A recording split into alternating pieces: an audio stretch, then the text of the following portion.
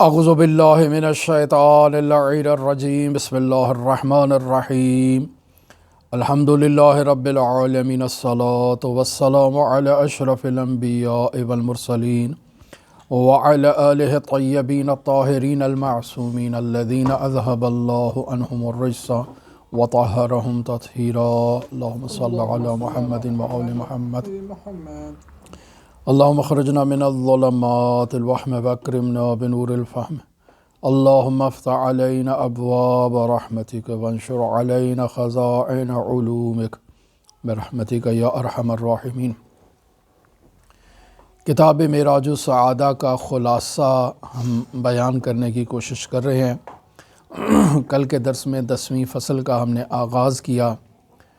کچھ مطالب اس کے بیان ہوئے، آخر فصل سے کچھ باتیں رہ گئیں، لہٰذا 10ویں فصل کے مطالب کو بطور خلاصہ میں آپ کی خدمت میں بیان کرتا چلوں تاکہ دوبارہ 11ویں فصل کے ہم اندر داخل ہوں، اور دونوں فصلیں آپس میں چونکہ مربوط ہیں لہٰذا ذہن میں باتوں کو لانے کے لیے مختصر سا اس کا خلاصہ آپ کی خدمت میں پیش کرتا ہوں۔ کل کی گفتگو میں بیان ہوا کہ تمام نیکیاں اور تمام برائیاں جو انسان کے وجود سے جاری ہوتی ہیں یا صادر ہوتی ہیں، ان کا سرچشمہ 4 قوتیں ہیں جو انسان کے بدن سے تعلق رکھتی ہیں، اور یہ 4 قوتیں انسان کی روح کے لیے، انسان کے نفس ناطقہ کے لیے خدمت کرتی ہیں، اور نفس ناطقہ جو ہے وہ مملکت کی سربراہی کرتا ہے اور مملکت کی قیادت کرتا ہے۔ یہاں اگر قوہ عاقلہ یعنی چونکہ یہ 4 قوتوں میں قوت عقل ہے، قوت شہوت ہے، قوت غضب ہے، قوت وہم و خیال ہے، لہذا ان کے بارے میں بیان ہو چکا کہ ہر قوت کے لیے ایک لذت ہے اور ہر قوت کے لیے ایک تکلیف ہے۔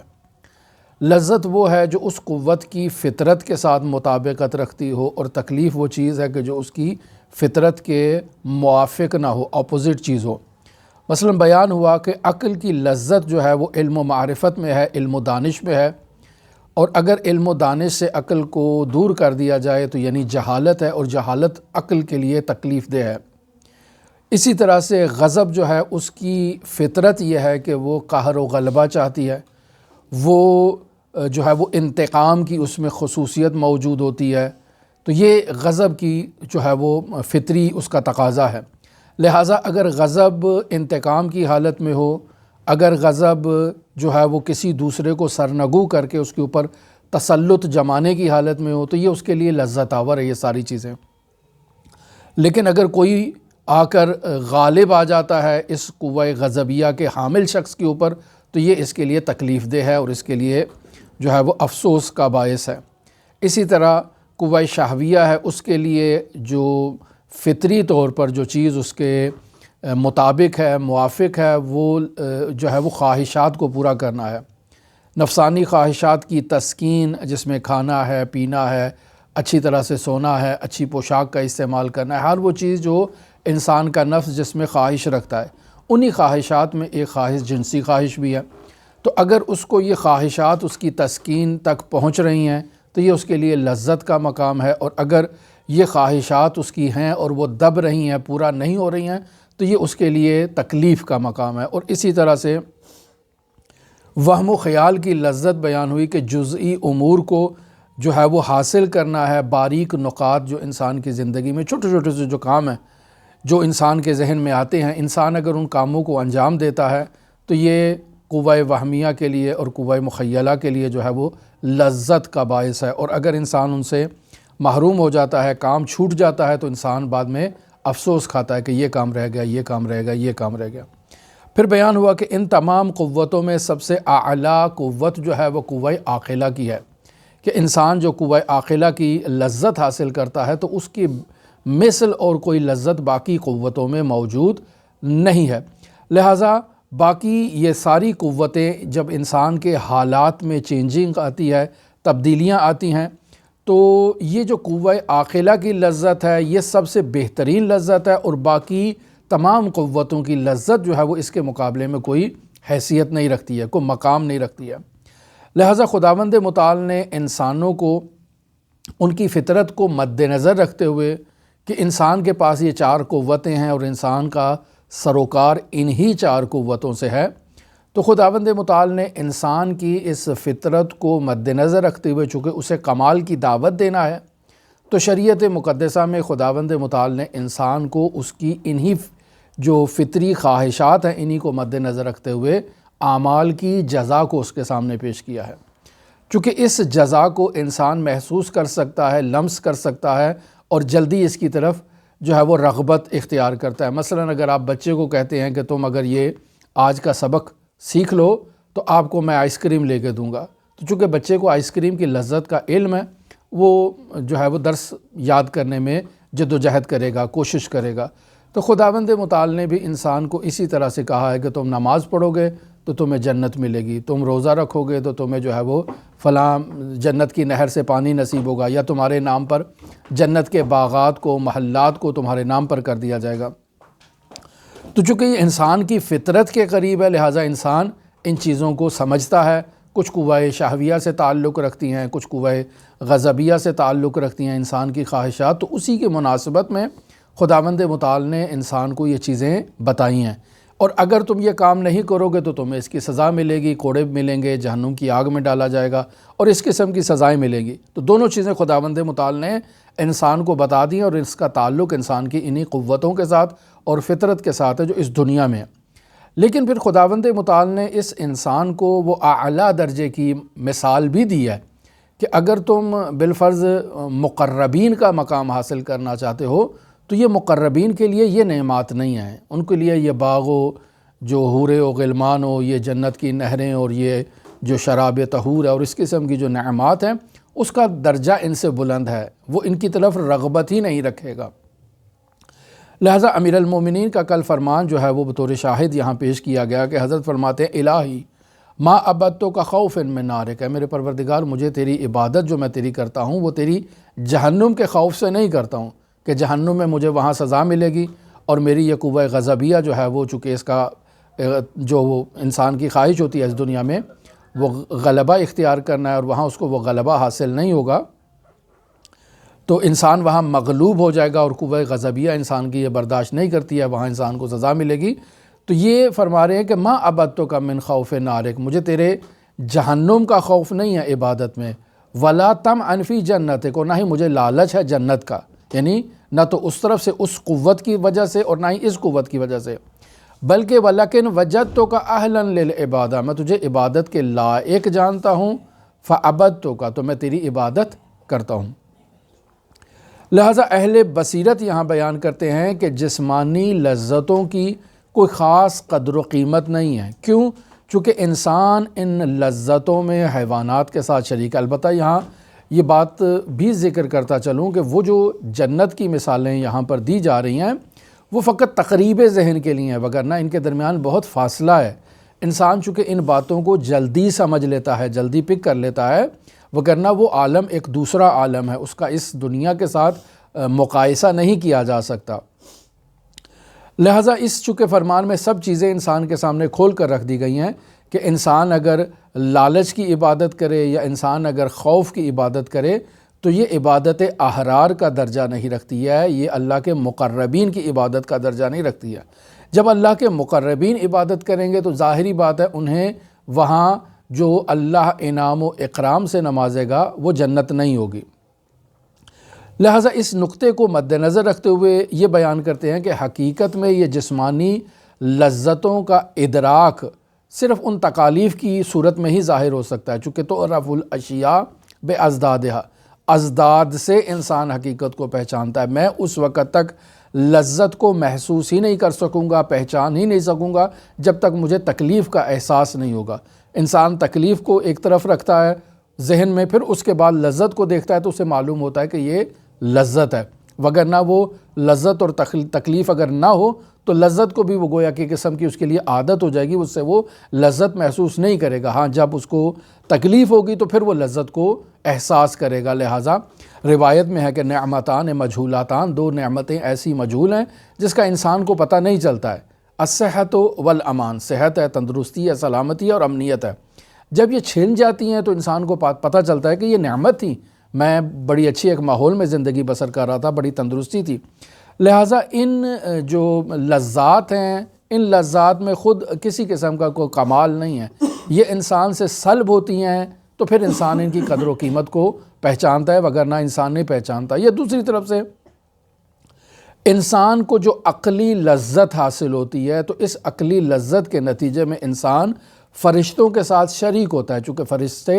سراپا عقل ہیں، ان میں باقی قوتیں موجود نہیں ہیں۔ تو جب انسان کی قوہ عاقلہ جو ہے وہ غالب آ جاتی ہے اور انسان سراپا عقل ہو جاتا ہے، تو اب وہ فرشتوں کے ساتھ شریک ہے، چونکہ فرشتوں میں بھی یہی خصلت پائی جاتی ہے۔ بسا اوقات انسان ان فرشتوں سے بھی افضل اور اعلیٰ مرتبے پر پہنچتا ہے، اور اس کی وجہ یہی ہوتی ہے کہ انسان نے خود کو تہذیب کیا ہے، خود کو آراستہ کیا ہے، باقاعدہ ایک جہاد بالنفس کے نتیجے میں انسان اس مقام پر پہنچا ہے، جبکہ فرشتے اس جہاد کی وجہ سے اس مقام پر نہیں پہنچے ہیں۔ پس مصنف فرماتے ہیں کہ اے عزیز، اس سے پہلے کہ یہ شہوانی قوتیں تجھ پر غالب آ جائیں اور تجھے خطرے میں ڈال دیں، یا غضبی قوتیں تجھ پر آ کر مسلط ہو جائیں، تیرے ہاتھ پیر باندھ دیں، تجھے قتل و غارت پر مجبور کر دیں، تجھے اپنی طرف کھینچ لیں، یہ قوہ وہمیہ تجھے مکر و فریب کے جال میں پھنسا لے،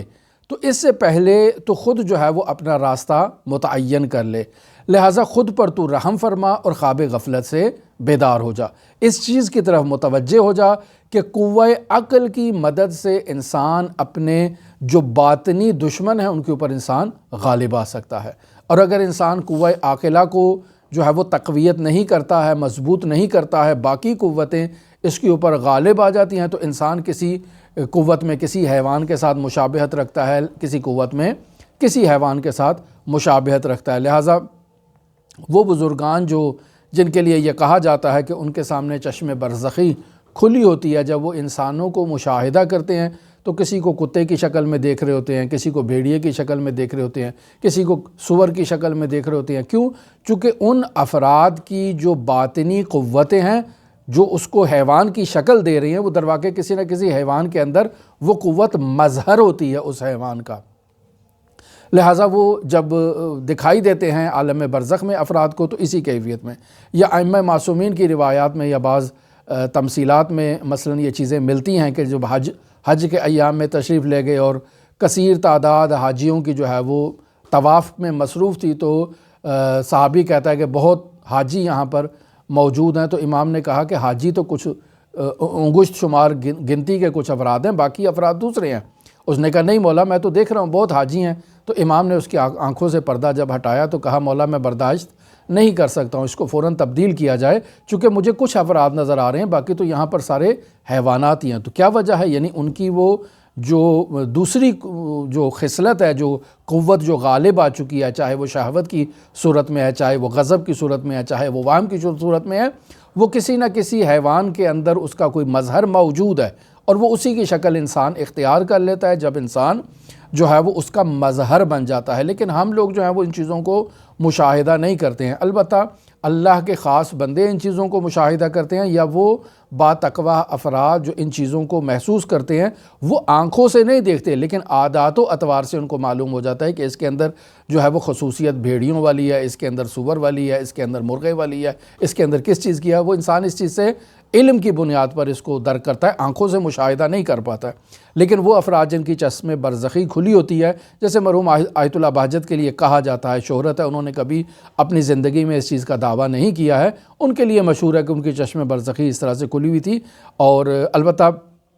ہے ایسے افراد ہیں کہ جن کی یہ عادت تھی۔ ہمارے بھی جب ہم زمانے طلبگی میں تھے تو ایک طالب علم، چھوٹا طالب علم تھا، یا علی اکبر سے بھی شاید چھوٹا تھا، تو وہ افراد کو اپنی شکل میں مشاہدہ کرتا تھا اور بتاتا تھا کہ میں جو ہے وہ یہاں میرے لیے مشکل ہوتا ہے، طالب علم جو ہے وہ مجھے عجیب و غریب شکل میں ان کو دیکھتا ہوں، تو اس کے لیے یہ مشکل ہوتی تھی۔ تو اسی وجہ سے بعض اذکار اس کے لیے جو ہے وہ پیشنہاد کیے جاتے ہیں یا دیے جاتے ہیں، جیسے مرحوم آیت اللہ بہجت یا ستار کا ذکر بہت زیادہ کیا کرتے تھے۔ تو انسان کو جو ہے وہ اگر اللہ کی عنایت ہو انسان کے اوپر، اور انسان اللہ سے اس عنایت کی وجہ سے جو ہے وہ مایوس نہ ہو، اور اللہ سے جو ہے وہ توکل کرتے ہوئے باقاعدہ اپنی جد و جہد کا جو ہے وہ آغاز کرے اور جہاد بالنفس کرے، ریاضت کرے، تو اس جد و جہد کے نتیجے میں، اس ریاضت کے نتیجے میں انسان کامیاب ہو سکتا ہے کہ قوت عاقلہ کو باقی قوتوں کے اوپر غالب کرے اور ان کے آثار کو اپنے وجود سے زائل کر دے۔ لیکن یہاں یہ بھی علماء اخلاق بیان کرتے ہیں کہ اگرچہ آثار کا ختم ہونا جو ہے یہ مشکل ہوتا ہے، بہت مشکل ہوتا ہے، اسی طرح سے جیسے آپ وہ وائٹ بورڈ لاتے ہیں اور اس پر لکھنا شروع کر دیتے ہیں، پھر مٹاتے ہیں، پھر لکھتے ہیں، پھر مٹاتے ہیں، تو ایک وقت ایسا آتا ہے کہ وہ اس قدر پرانا ہو چکا ہوتا ہے کہ اس کو مٹائیں بھی تو اس کے اوپر آثار باقی رہتے ہیں۔ تو کثرت ذنوب کا یہ ایک مرحلہ ہوتا ہے کہ انسان استغفار کرنے کے بعد وہ گناہ تو مٹ جاتے ہیں، لیکن وہ اس کے اوپر اثر جو ہے نا وہ باقی رہتا ہے کہ یہاں پر کوئی چیز موجود تھی، جیسے وہ وائٹ بورڈ کے اوپر یا بلیک بورڈ کے اوپر وہ اثر جو ہے وہ باقی رہتا ہے۔ لیکن اس حالت کو بھی انسان ختم کر سکتا ہے، لیکن وہ اس صورت میں کہ جب انسان واقعاً جو ہے وہ بہت جدی ہو، وگرنہ سابقہ حالت کی طرف جانا مشکل ہے۔ انسان ایک معمولی سی استغفار کرتا ہے یا معمولی سا انسان توسل کرتا ہے تو گناہ جھڑ جاتے ہیں، لیکن یہ توقع رکھنا کہ وہ اثر بھی زائل ہو جائے ایسا مشکل ہوتا ہے۔ لیکن انسان اگر مسلسل کوشش کرتا رہے اور اپنی اس توبہ کے اوپر انسان واقعاً جدی ہو تو اس اثر کو بھی زائل کیا جا سکتا ہے، یا ناممکن نہیں ہے۔ پھر فرماتے ہیں کہ یہ 4 قوتیں جو انسان کو اللہ تبارک و تعالی نے عطا کی ہیں، ان میں سے ہر قوت کی ایک شان ہے، ایک مرتبہ ہے، ایک اس کا مقام ہے۔ مثلا فرماتے ہیں کہ قوہ عقل اور قوہ وہم کا کام جو ہے وہ درک کرنا ہے، جاننا ہے، لہٰذا یعنی علم تک انسان کو منتقل کرنا ہے۔ لہٰذا قوہ عقل جو ہے وہ انسان کو کلیات تک منتقل کرتی ہے، یعنی ما لا یمتنع صدقہ علی الکثیر، یعنی ایسا مفہوم جس کو ایک سے زائد مصداق کے اوپر آپ جو ہے وہ تطبیق دے سکتے ہیں، جو بہت زیادہ مصادیق رکھتا ہو، اسے کلی کہا جاتا ہے۔ جبکہ جزئیات جو ہیں وہ قوہ وہمہ انسان کی در کرتی ہے، اور جزئیات وہی ہیں کہ یمتنع صدقہ علی الکثیر، جو ایک سے زائد کے اوپر صادق نہیں آتی ہے، جس کا ایک مصداق ہوتا ہے اور وہی اس کا مصداق ہے، دوسرا اس کا کوئی مصداق پھر نہیں ہوتا ہے۔ تو اس طرح سے انسان جو ہے وہ قوہ عاقلہ کے ذریعے سے کلیات کو اور قوہ وہمیہ اور مخیلہ کے ذریعے سے جزئیات کو درک کرتا ہے، اور انسان کے بدن سے یہ چیز جو ہے وہ صادر ہوتی ہیں، یہ افعال جو صادر ہوتے ہیں ان کا اکثر کا تعلق جو ہے وہ اسی جزئیات سے ہے۔ پس انسان 24 گھنٹے جو سروکار اس کا زیادہ تر رہتا ہے وہ قوہ وہمیہ اور قوہ مخیلہ سے ہے، اور قوہ عاقلہ کا کام اس کی مینجمنٹ کرنا ہے، اس سے کلیات کو اخذ کرنا ہے۔ پس جسم میں یہ جو جزئی کام کی طرف جو انسان کو ابھارتا ہے وہ قوہ وہم ہے، جو انسان کو کہتا ہے یہ بھی کر لو، یہ بھی کر لو، یہ بھی کر لو۔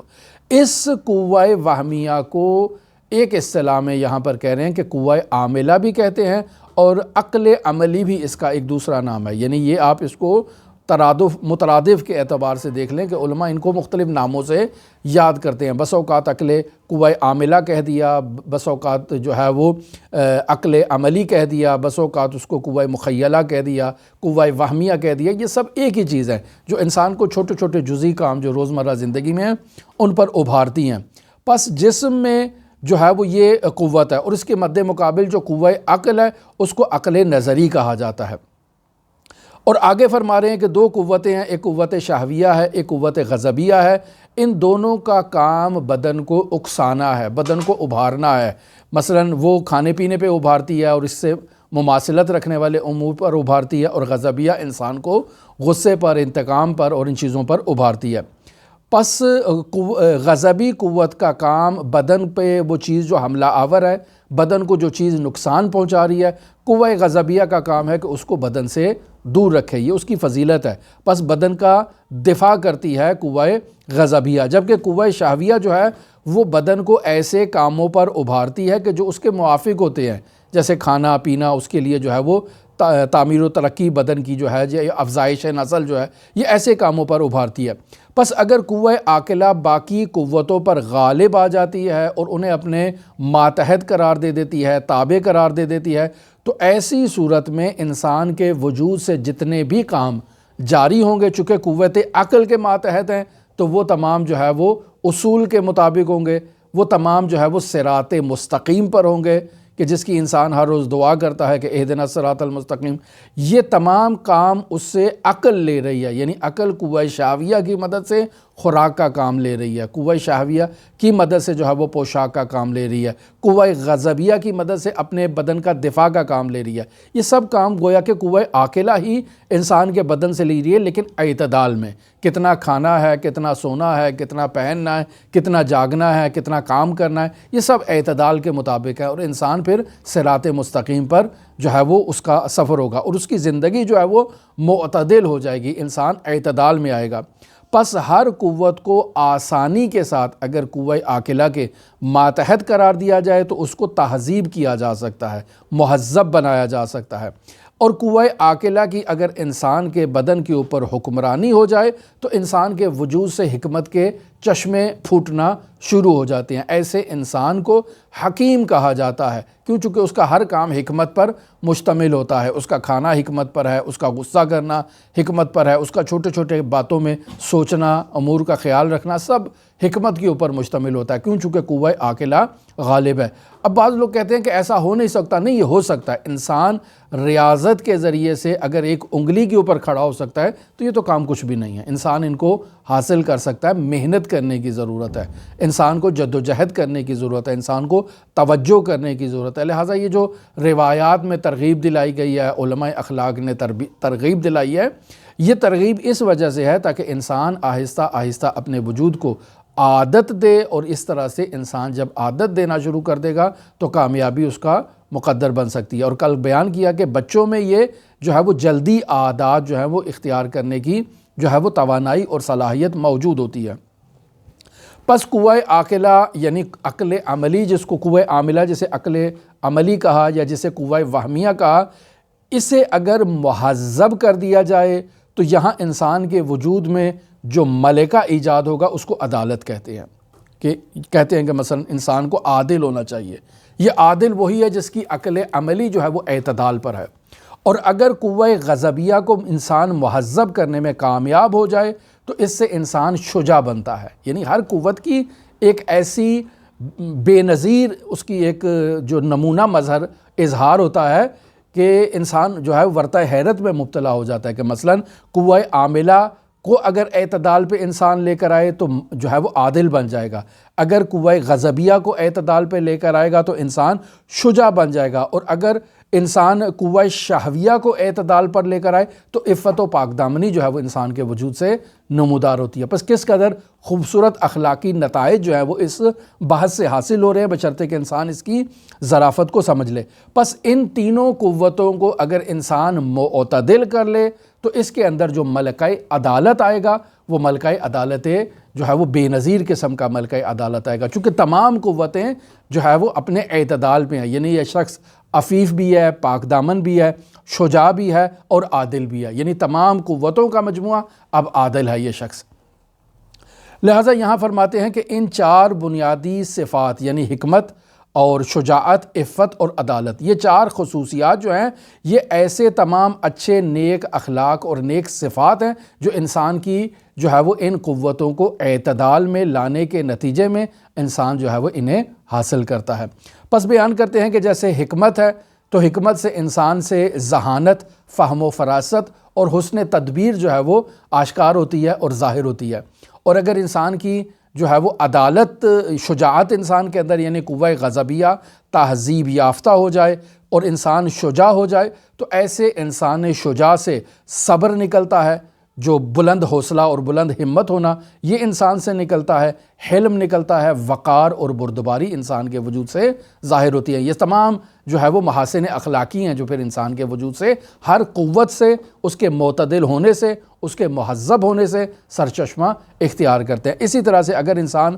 عفیف ہو جاتا ہے تو عفیف انسان جو ہے وہ سخی ہوتا ہے، سخاوت مند ہوتا ہے، پاک دامن ہوتا ہے، اس میں حیا ہوتی ہے، اس میں امانت کی حفاظت کرنا اور امین ہونا یہ خصوصیت اس میں سے نکلتی ہے، اور ایسا انسان صادق بھی ہوتا ہے۔ پس یہ دیکھیں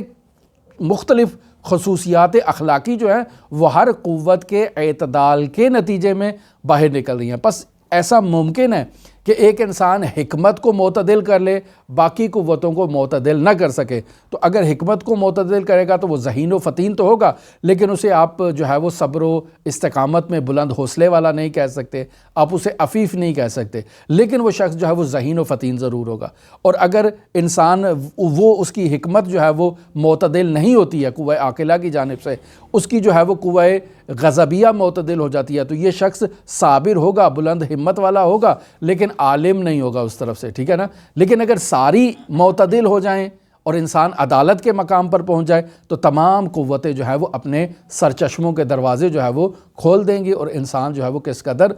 جو ہے وہ ایک مہذب انسان اور کس قدر پاکیزہ انسان بن کر سامنے نکھر کر آئے گا۔ پس مجموعی طور پر انسان سے تمام اخلاق حسنہ کے اظہار کا باعث یہی 4 قوتیں ہیں کہ جو بیان کی ہیں انہوں نے، کہ حکمت ہے، اور ادھر سے شجاعت ہے، عفت ہے، اور یہ جو ہے وہ قوہ عاملہ سے حاضر ہونے والی ہیں۔ پس پہلی صفت جو انہوں نے بیان کی کہ حکمت، تو حکمت کسے کہتے ہیں؟ کہتے ہیں مخلوقات اور موجودات کی معرفت حاصل کرنا، یہ حکمت کہلاتا ہے۔ یعنی اس حکمت کے بھی پھر 2 آگے سے حصے کرتے ہیں، ایک حکمت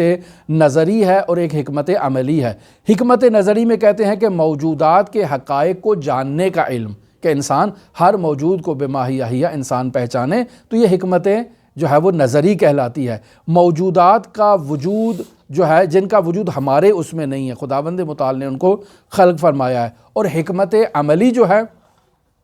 اس میں انسان ایسی موجودات کو جو ہے وہ پہچانتا ہے کہ جن کا وجود خود ہمارے اختیار میں ہے، اور وہ افعال جو انسان کے وجود سے جاری ہوتے ہیں، انسان ان افعال کی حقیقت کو پہچانتا ہے اور پھر اپنے آپ کو تہذیب کرتا ہے، اپنے آپ کو آمادہ کرتا ہے۔ پس دوسری صفت جو ہے وہ ہے عفت۔ تو عفت کسے کہتے ہیں؟ کہتے ہیں قوہ شہویہ کا قوہ عاقلہ کی اطاعت کرنا انسان کو عفیف بنا دیتا ہے۔ پس ایسا انسان عفیف ہوتا ہے کہ جس کی قوت شہوت جو ہے، خواہشات کی قوت جو ہے، وہ عقل کے تابع ہو جائے۔ پس عقل امر کرتا ہے تو یہ انجام دیتا ہے، عقل منع کرتا ہے تو یہ رک جاتا ہے۔ اس میں پھر جو ہے وہ قوہ شہویہ میں طغیانی نہیں آتی ہے، سرکشی نہیں آتی ہے، نافرمانی نہیں آتی ہے قوہ عاقلہ کی، یہ اس کے سامنے سر تسلیم خم ہے۔ تو ایسا انسان اپنی خواہشات کا پھر غلام نہیں رہتا ہے۔ یہ جو قوت عاقلہ نے کہہ دیا تو وہ اس نے انجام دینا ہے۔ تیسری قوت جو ہے وہ کہتے ہیں صفت جو ہے وہ شجاعت کی ہے۔ شجاعت کسے کہتے ہیں؟ کہتے ہیں قوہ غضبیہ کا قوہ عاقلہ کی فرمان برداری کرنا انسان کو شجاع بناتا ہے، اور انسان کے اندر جو خصوصیت آتی ہے اسے شجاعت کہتے ہیں۔ پس اس شجاعت کے ساتھ انسان جو ہے وہ نہایتی خطرناک اور نہایتی ہولناک قسم کے امور سے بھی انسان جو ہے وہ خود کو بچائے گا، کیوں؟ چونکہ عاقل کہتا ہے کہ یہاں تم نے داخل نہیں ہونا ہے، اور جہاں عقل کہتی ہے کہ یہاں تم نے اترنا ہے، تو وہاں انسان بے قدر جو ہے وہ کود پڑتا ہے، وہاں انسان پھر کسی چیز کی پرواہ نہیں کرتا ہے۔ لہٰذا آپ دیکھیں گے کہ بعض مقامات پر انسان جو ہے وہ بزدلی کا مظاہرہ کرتا ہے، بعض اوقات شجاعت کا مظاہرہ کرتا ہے، کیوں؟ چونکہ اس کی عقل کہہ رہی ہے کہ یہاں تو نے جو ہے وہ اپنے آپ کو نہیں ڈالنا، یہاں بزدلی نہیں ہے بلکہ یہ دانشمندی کہلائے گی۔ اور دوسری جگہ اس کو کہتا ہے کہ تو یہاں پر کود پڑ، ولو تیری جان چلی جائے، ولو تیرے جسم کے ٹکڑے ٹکڑے کر دیے جائیں، لے یہاں تیرا جو ہے اس میدان میں آنا ضروری ہے۔ کیوں؟ چونکہ یہ شجاعت کا مظہر ہے، کیوں؟ چونکہ عقل کہہ رہی ہے، درست ہے۔ لہٰذا چوتھی صفت جو ہے وہ صفت عدالت ہے۔ عدالت کسے کہتے ہیں؟ کہتے ہیں تمام قوتوں کا قوت عاقلہ کے ماتحت رہنا، یہ عدالت ہے۔ لہٰذا قوہ عاملہ، قوہ غضبیہ، قوت شہویہ، یہ تمام قوتیں جو ہیں اگر قوت عاقلہ کے ماتحت قرار پائیں تو یہ شریعت کے بھی تابع ہوں گے، عقل کے بھی تابع ہوں گے، اور ایسے انسان کو عادل کہا جائے گا، ایسے انسان کو جو ہے وہ کامل انسان کہا جائے گا، اور ایسا انسان ہی ہے کہ جو تمام فرشتوں سے، تمام ملائکہ سے افضل اور اشرف ہوتا ہے۔ تو یہی اخلاق کا بنیادی مقصد ہے کہ انسان ان باتوں کو سیکھے اور ہر قوت سے جو چیزیں نمودار ہو رہی ہیں ان کی قدر و قیمت کو پہچانے۔ ان اخلاقی بحثوں کو سیکھ کر انسان پہچان لیتا ہے کہ میں کیسے کمال حاصل کر سکتا ہوں۔ پھر یہاں انسان کو آہستہ آہستہ ایک ایک قوت کے جو ہے وہ ثمرات بیان کیے جاتے ہیں، پھر انسان کو طریقہ بتایا جاتا ہے کہ کیسے تم نے قوت عاقلہ کو غالب رکھنا ہے اور باقی تمام قوتوں کی مینجمنٹ کرنا ہے، اور اگر ایسا نہ کرے تو اس کے کیا ہولناک آثار انسان کی زندگی پر مرتب ہوں گے، یہ اخلاق میں انسان کو سکھایا جاتا ہے۔ دعا گو ہیں خداوند متعال ہمیں ان اخلاقی باتوں کو سیکھنے کی اور ان پر عمل کرنے کی توفیق عطا فرمائے۔ دعا گو ہیں خداوند متعال ہمیں معارف اہل بیت علیہم الصلاۃ والسلام کو سیکھنے اور ان پر عمل کرنے کی توفیق عطا فرمائے۔ دعا گو ہیں خداوند متعال اس گھر پہ اور تمام مؤمنین جو ہمیں دیکھ رہے ہیں ان کے گھروں میں اپنی رحمتیں برکتیں نازل فرمائے۔ آفات و بلیات سے خداوند متعال ان سب گھروں کو اپنی حفاظت میں اور امان میں رکھے۔ دعا گو ہیں خداوند متعال تمام مؤمنین کو بالخصوص حاضرین جم کو اور جو ہمیں سن رہے ہیں ان تمام مؤمنین کی جو حاجات ہیں خداوند متعال ان حاجات کو شرف قبولیت عطا فرمائے۔ جو بیمار ہیں ان کو شفائے کاملہ عاجلہ کلیہ عطا فرمائے۔ جو بے روزگار ہیں انہیں روزگار عطا فرمائے۔ جو بے اولاد ہیں انہیں اولاد نرینہ عطا فرمائے۔ جو اپنے بچوں کے لیے پریشان ہیں تعلیمی اعتبار سے، ان کے مستقبل کے اعتبار سے، ان کی شادی کے اعتبار سے، خداوند متعال ان کو اپنے بچوں کی خوشیاں عطا فرمائے۔ دعا گو ہیں خالق متعال جو مرحومین اس دنیا سے ہمارے رخصت ہو چکے ہیں انہیں جوار رحمت میں جگہ عطا فرمائے، ان کی تقصیرات سے درگزر فرمائے، حضرات اہل بیت کے قرب میں ان کو رفعت مکانی عطا فرمائے۔ دعا گو ہیں خالق متعال منجی عالم بشریت حضرت صاحب العصر صاحب الامر صاحب الزمان کے ظہور میں تعجیل فرمائے، ہمیں حضرت کے اصحاب و اعوان و انصار کی فہرست میں شمار فرمائے۔ اللہم صلی علی محمد و آل محمد وعجل فرج قائم آل محمد۔